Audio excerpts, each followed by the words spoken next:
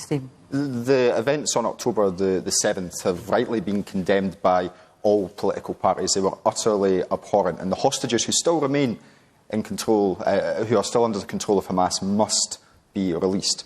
But my colleagues and I have been consistent since the weeks following that we need to have an immediate ceasefire. And the reason for that is simple, is that the people of Palestine are being collectively punished for the actions of a terrorist group. They are being denied access to water, to food, to medicine, to electricity, to the ability to leave. And meantime, they are being indiscriminately shot and bombed. 70,000 men, women and children injured. 30,000 men, women and children dead. And I have been utterly ashamed to be a member of the Westminster Parliament as it has sat for months in silence instead of calling for that immediate ceasefire. And two things need to happen now. We finally dragged the Labour Party to a position where it backs a ceasefire, and hopefully we can get the government to do likewise. But meantime, we need to end arms sales to Israel, and we need to use our voice, the UK's voice, as a permanent member of the UN Security Council to advocate immediately for a ceasefire. No ifs, no buts. And let me just ask you, Stephen, when you say no ifs, no buts, and you've been completely clear with at the SNP that you want an immediate ceasefire, and as you say, you've called for that consistently, how do you get the hostages released?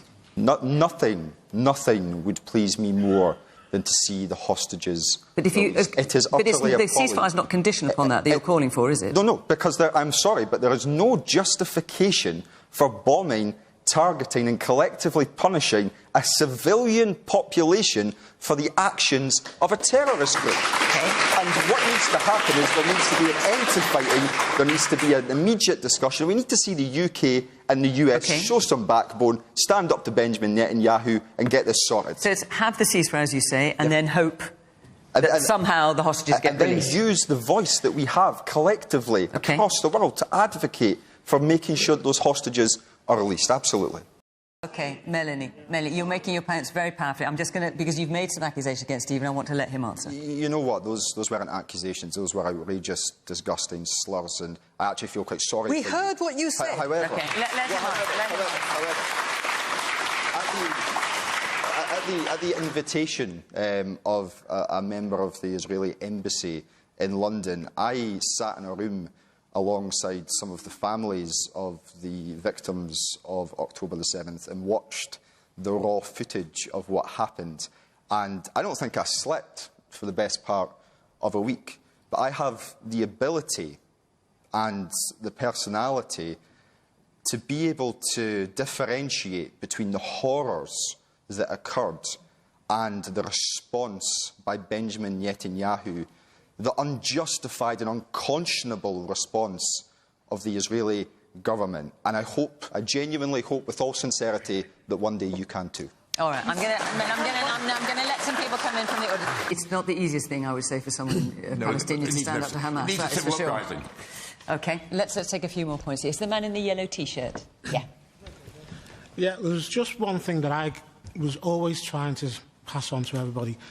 What I would say to you on the panel is replace one thing in this whole situation, and that is change Israel for any other nation on the planet and see if you would have sat back as long with what Israel have done. Would you have done the same with any other nation, or would you have stepped in early and gone, no, that's over the line, they've gone too far, you need to stop. OK. And the man at the very... towards the back there, yes, you got your hand up. We'll just get a microphone to you. Yep, that's you, sir.